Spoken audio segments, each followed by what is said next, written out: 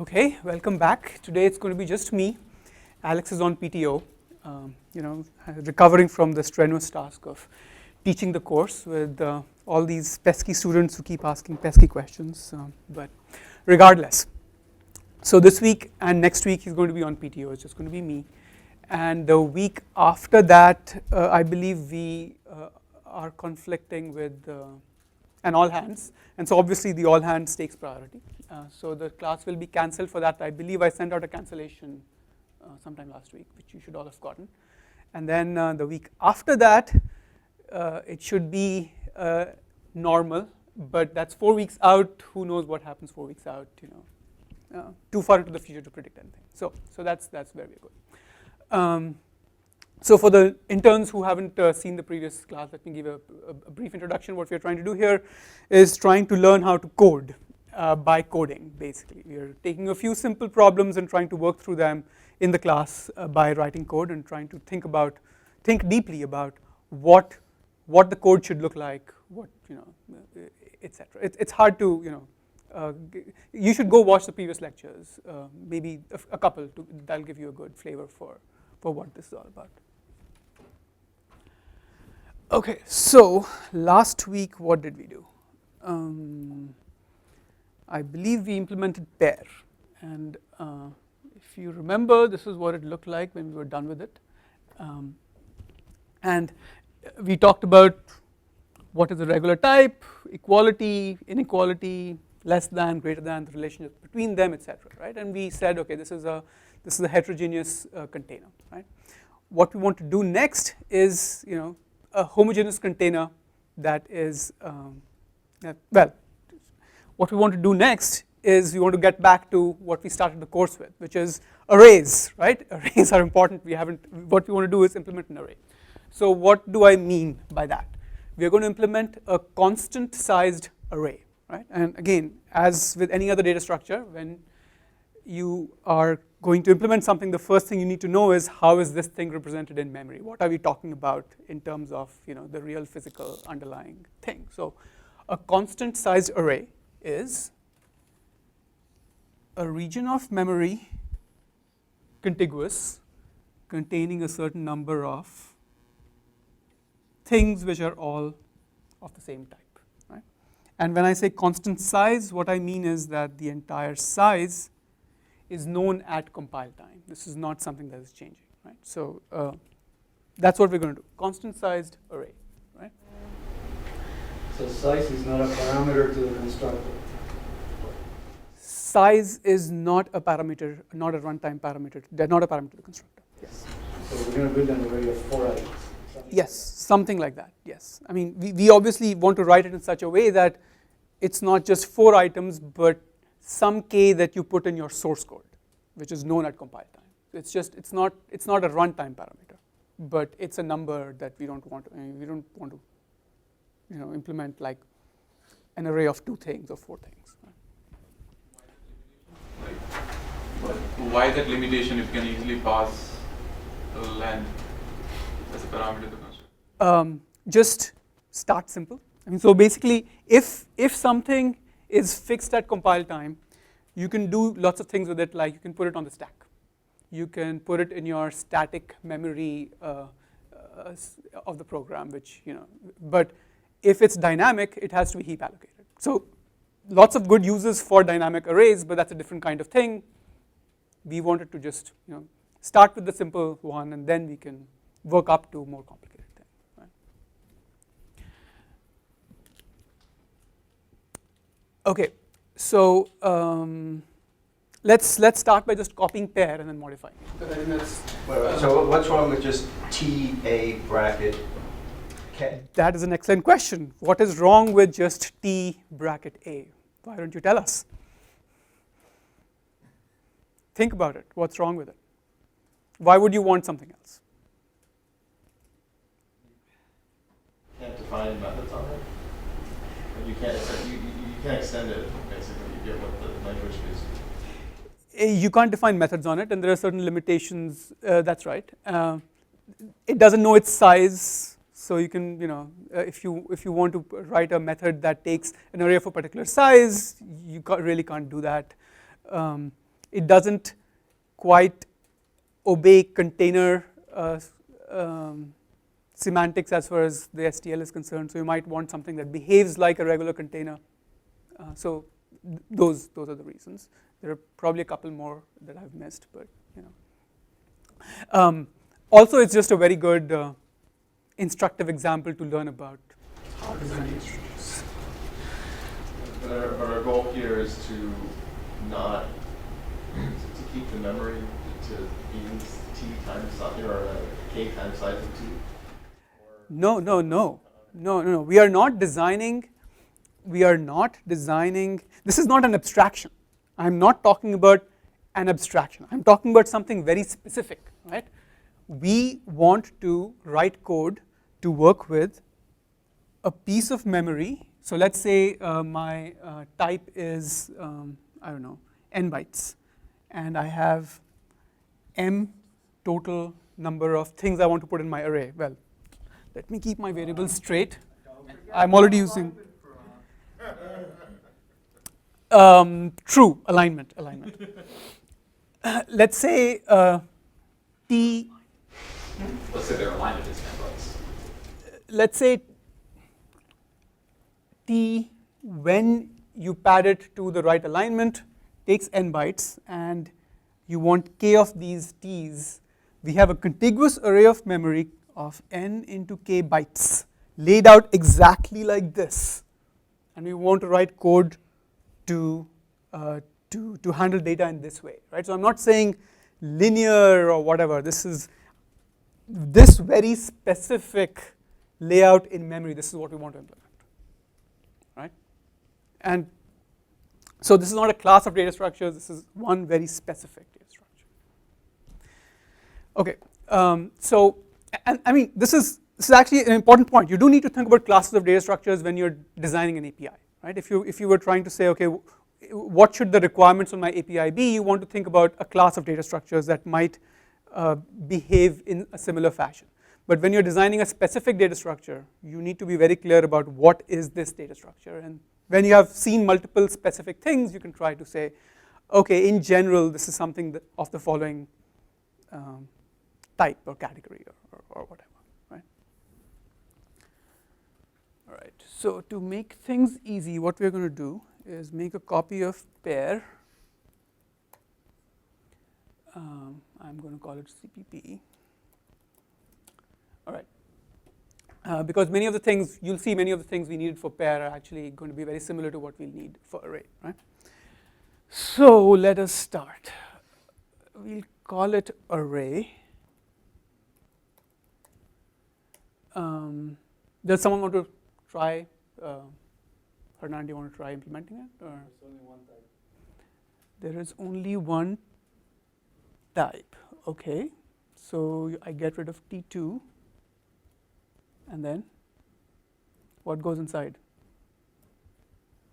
We're going to have a constant specifying the size. They're going to have a constant specifying the size. Where does that go? Use module. So in terms of memory, you're saying where will it be stored? I mean, we know the size of this thing at compile time. We don't want this. I mean, why? Right? There's no reason to do this. Right, so it's in the source file. Okay, so where? Template parameter, exactly. So we make it a template parameter. Why is it semi-regular? What should it be? What are the constraints? I mean, we don't have to do anything with T so far, so You assign it. hoping and assign. I mean, when we have to declare this piece of memory with of that type, right? So we do want to be able to construct it and assign it. So we are going to need semi-regular at least. And we'll see that in the same way as with pair, right, where we said the basic requirements are semi-regular, but it is nice to be able to define equality and comparisons for a pair. So if we have a regular type, we can then.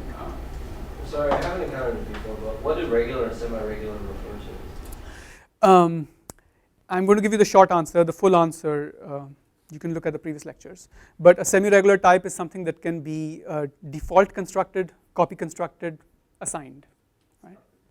Destructed, yes. So basically just like a regular built-in type, except without ordering and equality. And a regular type is you take all the requirements of semi-regular, but you can also compare it and use all of the compare it for equality and use less than, greater than, less than, equal. So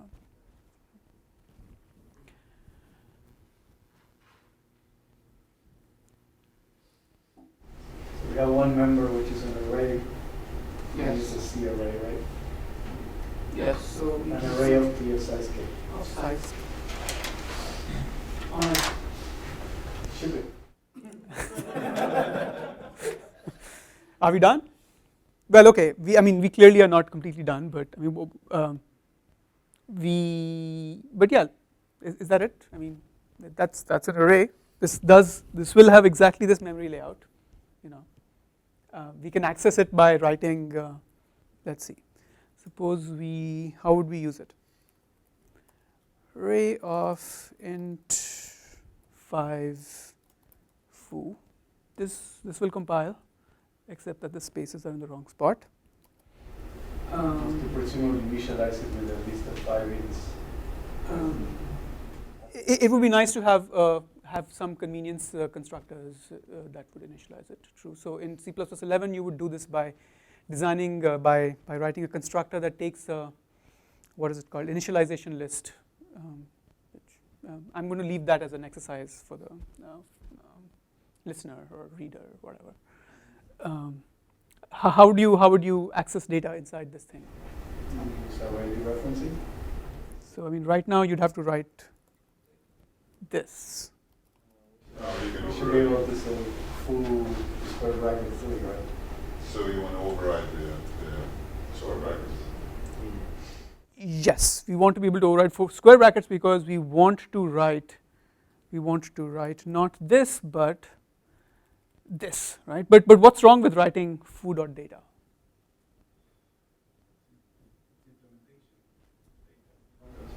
It's 5 more characters. It's certainly more characters. Something that we want to behave like an array, and people are used to using arrays in a certain way.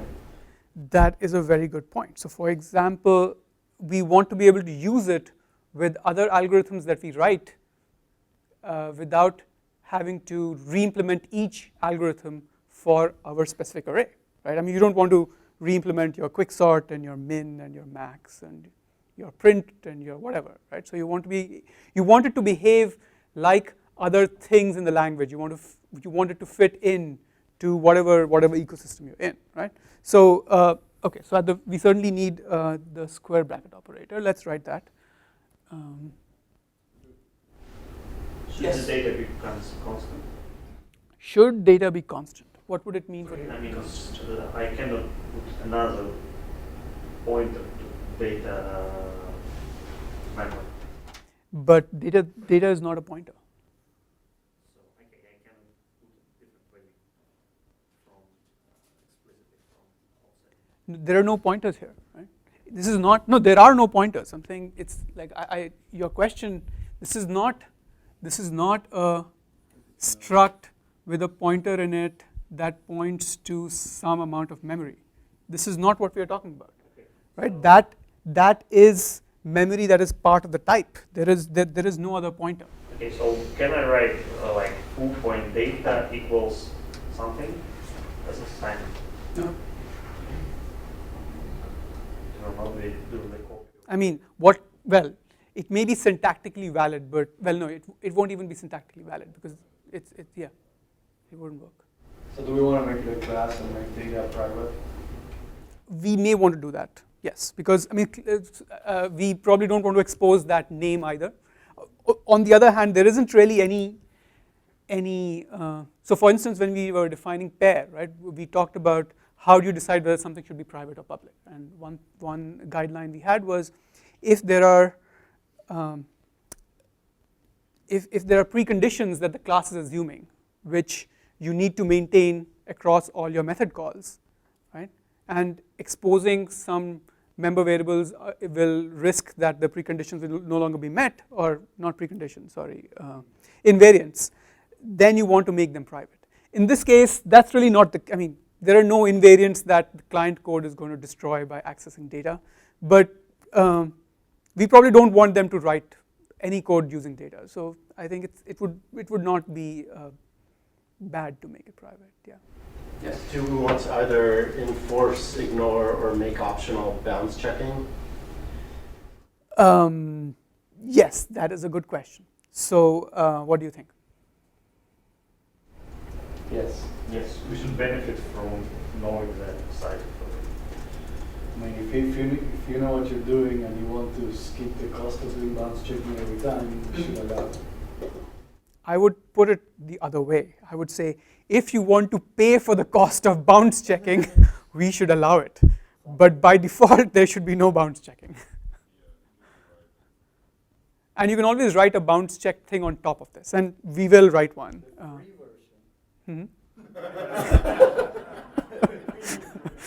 Yes, for 20% more money or for 50% more money. Yes. But yeah, I mean, this is actually a very good point. I mean, it may be that bounds checked iterators, which we are skipping ahead here, but it may be that some bounds checked method of access is useful. But that doesn't have to be inside this class. It can very easily be implemented outside, and we'll see ways of doing that. One way of doing it would be to use different symbols for safe and unsafe access, like use a bracket for unsafe access, since it's like accessing a part of an array, an old-fashioned array, and to use parentheses for safe access, since it's like calling a function. It emphasizes that, hey, there's some cost here, but it should be AWOL. Yeah, I mean, I would prefer just writing another proxy type that sort of does whatever it wants to and has delegates everything else to this. But we are skipping ahead here. So let's finish this, and let's assume that for now, bounds checking will be an external component. Let's write the non-bounds checked version first, and then we can worry about if we want to do bounds checking. But to facilitate bounds checking, we might want to protect the data with private order protection. Why would you want the bounds checking? If you want to bounds check, that's right. But that's only if you want to enforce that the bounds checking must always happen and the user can never get around it, which you're saying you don't want. Right. No, that's not necessary. If you have like overloaded operator square brackets, you may do it without bounds checking. But if you have the data protected, you have an option to implement the bounds check bound brackets, right? And not allow any other access to data. You'll see that it's a moot point, but let's make it private for now. But it turns out that making it private will not help. You can still do whatever you want with your memory. I mean, ultimately, these are anybody can take an address to this and do whatever they want with it. So this will basically, what this is saying is certain patterns of code will give you certain kinds of checking, and that's useful. So that's fine. But making it private also actually has the side effect that I think constructing it becomes slightly, yeah. Anyway, we'll get to it when we get to it. What else? Let's implement what we're going to implement, the square bracket operator. Class.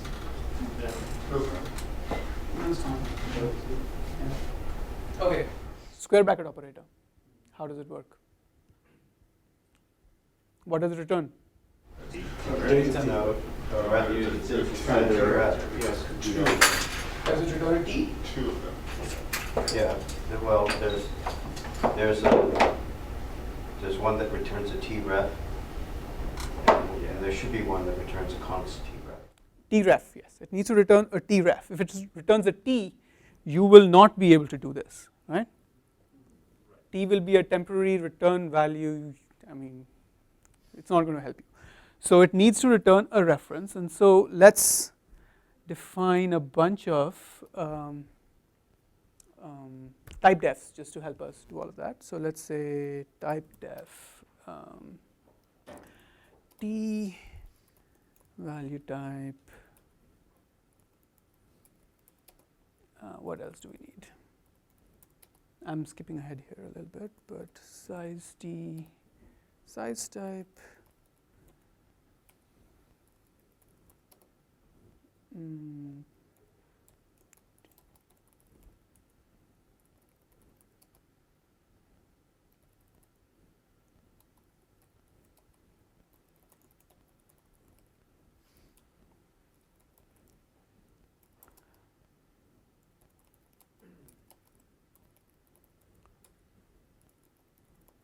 I have a typo somewhere.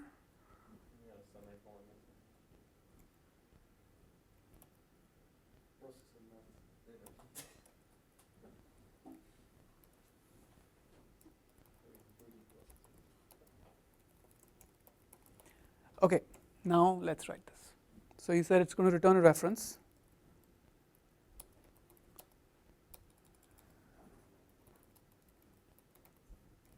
And what does it take?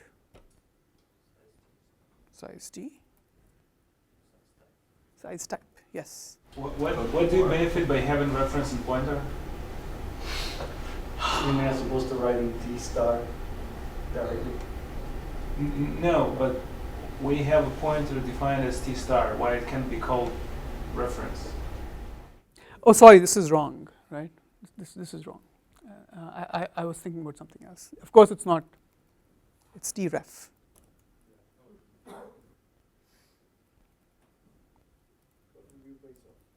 Yes, code review is an excellent idea. Where is the semicolon? Oh.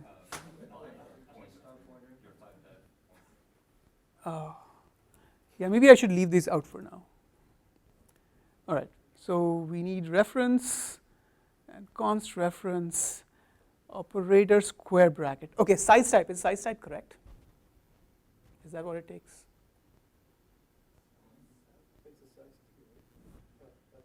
That's size type. Yeah, I think size type is correct. Yeah, okay, size type, let's say n or I. Why do you define reference at all? Why can't you use T ampersand? Because I can say T ampersand, but, and that's not necessarily a bad thing to do. It's just that if you write a lot of containers, you will discover that there are attributes that every container needs to have. So if you're writing code for a container, you might need to know what is the value type of the container, what is the reference type of the container, and so you will often, in generic code, you often write, you have some input type and you say t : value type, whatever, right? And so I guess this is so we need to define the reference type anyway, and if you're going to define that, we might as well use it everywhere instead of saying tref, tref, tref, tref. It makes the intent much clearer because there's a name that says this is a reference to what's inside me, whereas tref is one of those things where, okay, it's a reference to some t. What t is that? Is this my?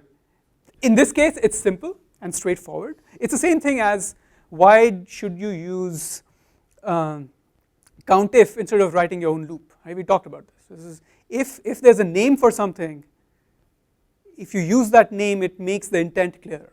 If you write a raw loop, you can write it and it works. And for someone who has seen that pattern lots of times, it's perfectly clear. Obviously, this thing is counting. But if you write COUNTIF, it's even more clear, right? And when you, code gets complicated anyway, and so wherever you have an opportunity to simplify, to have a right name for something, you should take that opportunity. So we use underscore type for the last two type lists? The convention in C++ is to not have underscore type there.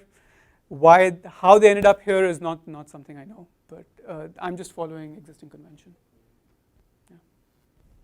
But yeah, Alex said we should keep a list of questions. It's like this would be a good question to ask, which is why value type and size type, but not reference type. I'll add it to a list of questions somewhere.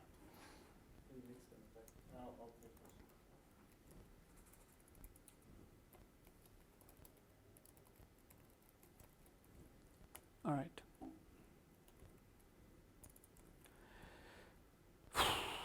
Size type.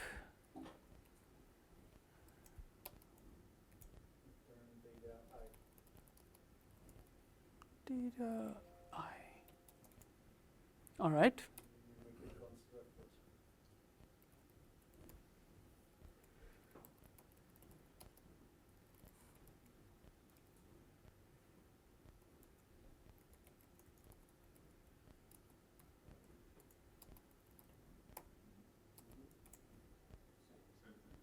Okay, so here there are two ways we can write this, right? We can write the same thing. We can also write, there's one other way to implement this, right? We just implemented operator square bracket. Can we use that to implement our const version? Not without casting, which is which is unfortunate, because it would have been nice to define access just once and then just use that one. But because it's the way const works, you can't really do that, because what you'd have to do is cast away the const, and then which gets ugly. So not worth it. Okay, so we have these two operators. Is that it? What else? Yeah, let's do that. Let's make it a, so we talked about this, right? If t is regular, you would want it to work. Don't you want get size? Yes. Okay. So actually, we could go look at the concept, the container concept in C++, and just implement all of them, because that's what I would do if I was writing a container, right? And I have it open here, luckily, by coincidence, completely random. Okay, so what do they require? Value type, reference, const reference, which we have all of this. Let's skip iterators for now, since we haven't done them. We have size type, methods, default constructor. Do we need a default constructor? We don't have empty container itself. So in your concepts, it was written that default constructor is for empty container. So this one can be creates, what, okay, so this is not the standard itself. This is a little colloquial, and what empty means here is we haven't put anything in it. But the container we have always has some things in it. That doesn't mean it should not have a default constructor. It just means you will end up by default with a container that has all its elements that have been default constructed, right? That's what you want. But so do we need to implement a default constructor? We don't. C++ will give it to us automatically. And, well, I'd sort of like a constructor that would assign all elements to a given value, and that would require us to then do a constructor, a default constructor, because we have that other constructor, right? Yes. If once, in all likelihood, we will implement some constructors, and so once we do that, we will need to implement a default constructor. So we might as well do it, because it's actually very simple, right? So how does it go? Can you tell me?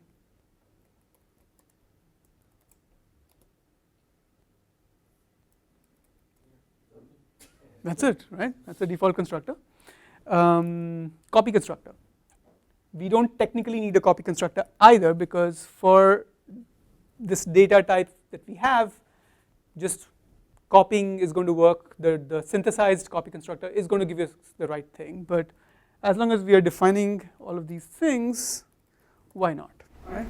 Wait, how is the synthesized copy constructor going to give you the right thing? What if you have some array of some complicated type where you want to do something particular with, say, a container or pointers or something like that? Okay, what would the synthesized copy constructor do?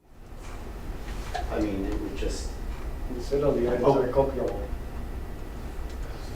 so the question is, would a default copy constructor just copy the bits, or would it do a copy constructor for the resulting items? That's a very good question. I believe in the old versions, like prehistoric versions of the language, it was actually defined as copying the bits, which would not be the right thing to do.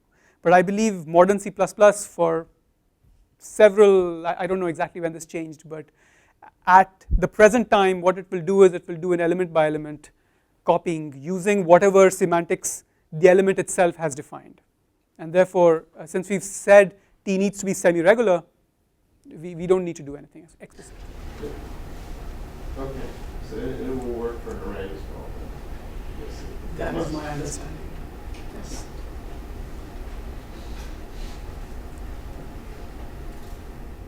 Okay, so copy constructor, but let's write one here, right? Yeah. So what does it take? It takes a const array ref x, and then we just do data, no, colon data, x dot data. That's it, that's our copy constructor, right? All right, what else? That's new. Yeah, the C++ 11, this is the way you do it, but yeah. This just means this will prevent unfortunate things like automatic type conversions and things like that, which in this case, it's, you know. Assure that you're not using an old version of C++. Yes. We're teaching for the future, so. So this array right here, const array there, Yes. it will be instantiated with the same parameters as our current one. Yes. Or we want to have a constructor from the array of a different size. Do we want to bother with that? There are lots of convenience constructors that I think we could add, like initializing to a particular value. That one, again, you have to look at the code you plan to write and see if that comes up. But there are questions like, okay, if it's bigger, we truncate, but then is that, I mean, that could also lead to bugs because you silently dropped a whole bunch of your values. And if it's shorter, what do you initialize the rest with? So I would say the safe course is to not do it. And if someone wants to do it, you can always write a utility method to do that and be explicit about it so that you're not silently dropping values. Which brings me to another point. So we have the k element array. Do we want to have another value somewhere that says how many elements are actually used? That would be another useful data structure. So what you're describing is a data structure such that there's some fixed amount of memory that we have allocated, but we have some notion of what's used and what's unused, right? And that is not the data structure we are implementing, right? But yeah, I mean, then what you would do is you would add another thing here that says how many are used, and all that, right? And it's. I'm not saying it's not useful. It's just different. That's not what we're implementing. And this actually brings up a whole bunch of complications. Like, I mean, remember in our default constructor, we just default constructed the whole thing, right? If these are not used, I'm not sure you can write that, because if it's empty, then you shouldn't default construct any of the members. And so many things become more complicated when you go there. So let's start simple. And but yeah, that's, you know, when you're designing a data structure, those are the questions that have to ask. What is the values the array initialized with? What do you mean? We just initialize a chunk of memory. Right, but does it do anything on top of it? Will it nullify the data, or will it just keep a junk from a previous allocation? It will default construct all of the t's, right? So depending on what the default construction semantics for t are, you will get different results. So I believe if it was int, the default construction for int is a no-op. which means you will get junk. Unless it's a debug mode, in which case it will get 0 and we'll be utterly confused. Or hex CC. Yes. No comment. Okay, let's continue with our requirements. What else does it say? Assignment, again, in our case, the synthesized assignment will do the right thing. Let's not implement it, you know. Destruction, we don't need to do any destruction. Automatic destruction will work. There are a whole bunch of iterator things, which let's skip for now. Let's implement the requirements of a regular type. I think that's, let's do that first, and then we can go look at the iterator stuff again, because I think that comes later. Oh, but let's knock these off first, because these are very easy, right? Size, let's implement size. Can someone tell me what to do? Size type.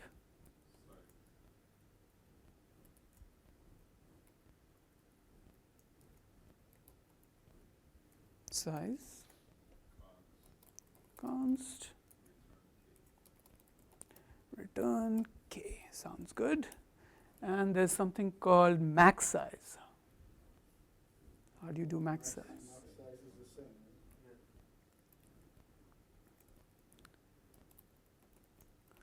Now here I would argue that we should not say return k, we should say return size. And then we have a method called empty.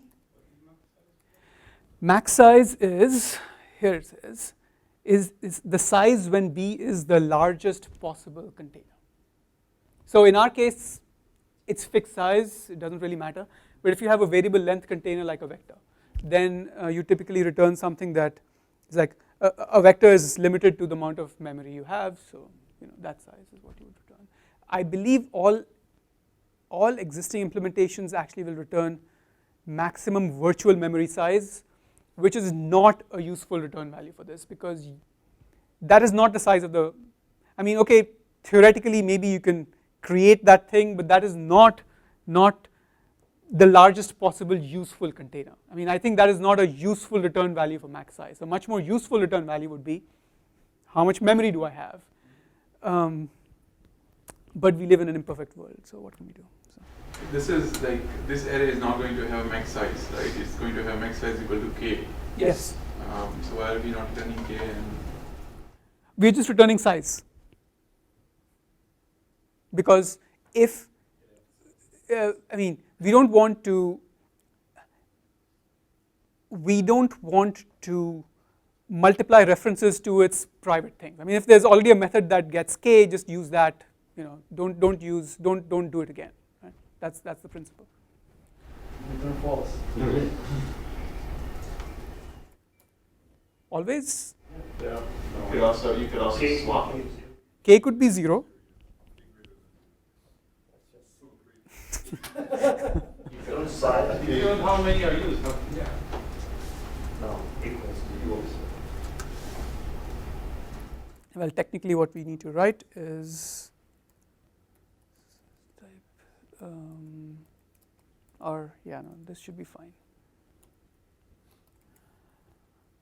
Okay, so that's these three. Swap is easy again. It's, since we're dealing with a built-in array, we can just call swap for that, and that will do the right thing. So let's do that. Empty is a begin equal to a end. We haven't talked about iterators yet, so this doesn't make sense. I know this is very elegant, but what is the point of a zero size array? What is the point of a zero size array?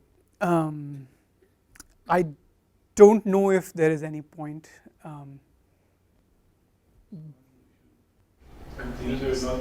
yeah, that's But the question Your is search ours. returns no results, still return an array. I mean, we could say that a precondition for our template arguments is that k is non-zero, in which case we could then say return true or return false. You can return empty array as a predefined value for the results as mentioned. Yeah. So we can return like array of items or empty array. It wouldn't work with the type system. I mean, these are different types. Yeah. So it's not clear whether an array of no types is useful. It may be useful in places as a placeholder, like you were mentioning, but I'm not sure. Why did we use const in the definition of empty? Okay. What does const mean? Actually, I'm not entirely sure. Any function definitions. It means that the function does not change the state of the object. So if you have a const object of this type, you can call this and it's allowed. But if we had not put const there, we would not be able to call this method on const. Okay, so it doesn't change the type of the, or sorry, it just doesn't change the parameter, whatever's passed in. It does not. Okay, that's what it is. Okay. So an empty array is an object that takes 0 bytes. Are there such things? It will actually take at least 1 byte because the compiler, well, this is again, there are things in the C standard which say that if you have multiple variables, they will all have distinct addresses. And so to give it that address, it will have a byte there, but yeah, it's not going to have anything in it. Can you create an array with 0, like for built-in types? Yeah, why not? You can. Size type is a type def, it's not a macro. Why, given an argument, to size type will work? Oh, that's a constructor. Yeah. But it's a type def, it's not a macro. Why? It's a constructor. Constructor to type def? So if you have a type, then a type paren with the value is a construction of that. In old style. 0, Yeah. it's giving you a value 0 of the type size type.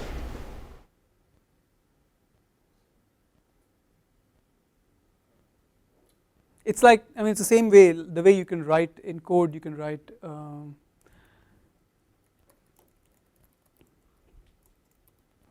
it's the same thing, right? You can do this as long as you get your case right, but you know, it's the same thing. It's not quite casting, it's creating a temporary of that type.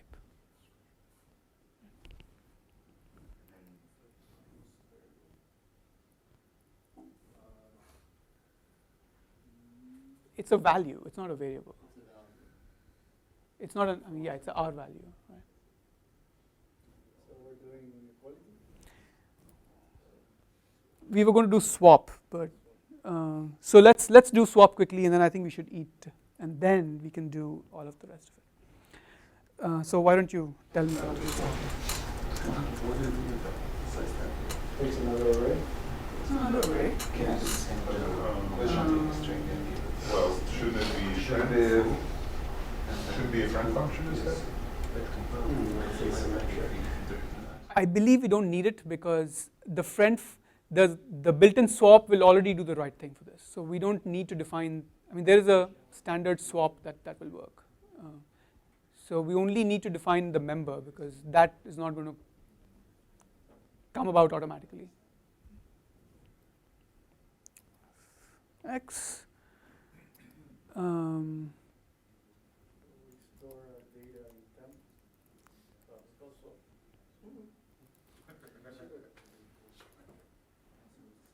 Even easier. Okay, so that's swap. When we come back from lunch, we will do all of the requirements of a regular type, which is if. So here we've defined T as a semi-regular, and so we can't really do equality and less than and greater than, right? But if T was regular, we would want to do all of those things, and so when we come back, we'll see how to do that. But before that, Just one question. For SD swap, do we need to include anything? Do we need to include anything for SD swap? yes, we need to include something. I don't remember what it is. We'll look it up. It's probably algorithm or something.